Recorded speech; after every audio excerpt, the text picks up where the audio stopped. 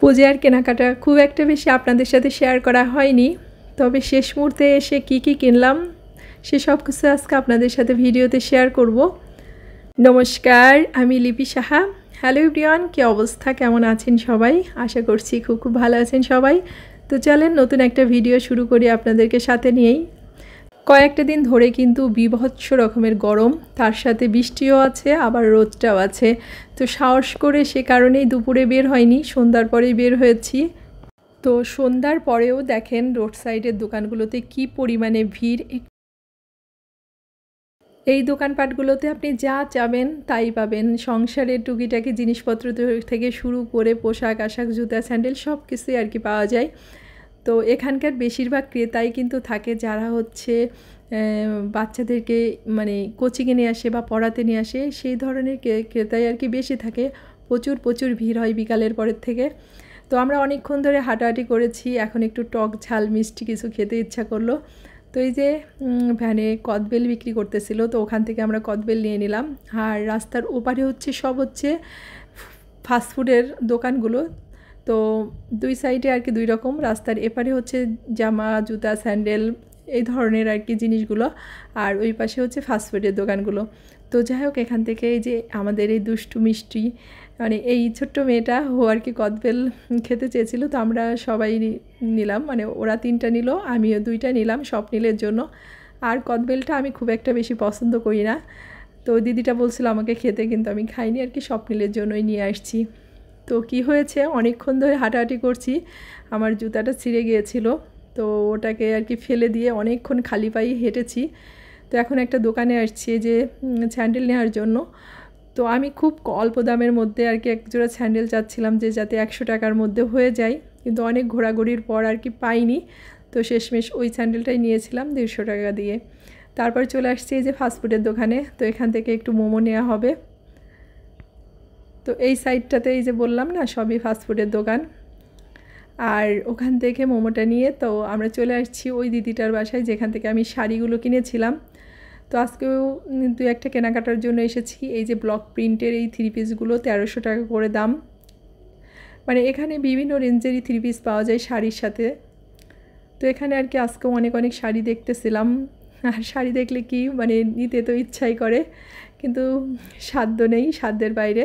আর এই শাড়িটা আমার ভীষণ পছন্দ হয়েছিল, অফ হোয়াইটের মধ্যে গোল্ডেন আর কি জরি সুতার কাজ করা, ভীষণ সুন্দর শাড়ি। আর এই দিদিটার এখানে যে শাড়িগুলো পাওয়া যায় দামি দামি সব শাড়িগুলোই হচ্ছে ইন্ডিয়ান শাড়ি। তো দেখেন পাটটাও অনেক সুন্দর, আর এই শাড়িটাও 4,500 টাকা করে বলছিল দিদি। তো এই শাড়িটাও কিন্তু পুরো এগুলো সুতার কাজ করা, খুবই সুন্দর একটা শাড়ি। তো এটা হচ্ছে পরের দিনের ভিডিও। আমি কি শাড়ি কিনেছিলাম সেগুলো তো আগের একটা ভিডিওতে আপনাদের সাথে শেয়ার করেছিলাম। আর শেষের দিকে যে টুকিটাকি কেনাকাটাগুলো করেছি সেগুলো হচ্ছে এটা। এখানে হচ্ছে 3টা পাঞ্জাবি আছে, এই যে 2টা একই রকম ম্যাচিং করে কেনা হয়েছে মেরুন কালারের। আর ওই দিদিটার কাছ থেকে আমি একটা নাইটি নিয়েছি। তো এই নাইটিটা আমার কাছে ভীষণ পছন্দ হয়েছিল, আর ছিল না, আর একটা ছিল কিন্তু ওটা আমার ভালো লাগেনি। তো এই নাইটিটা নিয়েছি, ভাবছি আরও কয়েকটা নাইটি নেব ওই দিদিটার কাছ থেকে। তো এগুলো হচ্ছে সব ইন্ডিয়ান নাইটি, আর সিঁদুর লালের মধ্যে ভীষণ সুন্দর নাইটিগুলো, আর কাপড়টা অনেক সফট। আর সব সময় এই যে পরার জন্য স্কুল কোচিংয়ে যাওয়ার জন্য এক জোড়া জুতো কিনেছি, তো এটা নিয়েছে 1200 টাকা, খুবই সুন্দর জুতাটা। তো স্বপ্নিলের পাপা বলেছিল যে একটু হাই মানে একটু উঁচা জুতা নিতে, তো আমি এই স্লিপারের মধ্যে এই জুতাটা নিয়েছি। আর পূজার শেষে একটু গহনাগাটি না কিনলে কি হয়। তো এখানে হচ্ছে একটা জুয়েলারি কিনেছিলাম, দোকান থেকে ভীষণ পছন্দ হয়েছিল, কিন্তু বাসায় আসার পরে আর ভালো লাগছে না। তো ভালো না লাগার কারণটা কি সেটা বলি। সেটা হচ্ছে এটার হচ্ছে ডিজাইনটা ভীষণ সুন্দর, কিন্তু এই জুয়েলারির ভিতরে যে স্টোনগুলো দেওয়া আছে সেটা মনে হয় একদম পুরো মিশে গেছে, বোঝা যাচ্ছে না। এটা যদি অন্য কালারের স্টোনগুলো হতো তাহলে মনে হয় অনেক ভালো ফুটতো। আর এটার ভিতরে যে একটা আংটি আছে সেটা আমি জানতাম না। আর আংটির প্রতি না আমার বরাবরই ভীষণ দুর্বলতা, তো আংটি যেমনই হোক আমার পরতে ভীষণ ভালো লাগে। তো এখানে হচ্ছে এই কেনাকাটাগুলোই করেছি শেষে। আর আমাদের না কেনাকাটার খুব একটা ঝামেলা থাকে না, কারণ সবাইকে আমরা হচ্ছে টাকা দিয়ে দিই, কারণ সবাই অনেক দূরে দূরে থাকে, তাই জিনিসগুলো কিনে আসলে পাঠানো সম্ভব হয় না। তার থেকে বড় কথা হচ্ছে যে এখনকার দিনে সবাই যে যার পছন্দ মতো পড়তেই পছন্দ করে, তাই সবাইকে টাকা দেয়া হয়। আর আমি শুধুমাত্র আমার মায়ের জন্য কিনি, মাকে আমি যেটা কিনে দেবো মা সেটাই পরবে, কারণ আমার পছন্দই হচ্ছে মায়ের পছন্দ। তো এই যে মায়ের জন্য এই শাড়িটা নিয়েছি। তো আজকের ভিডিওটা এই পর্যন্তই।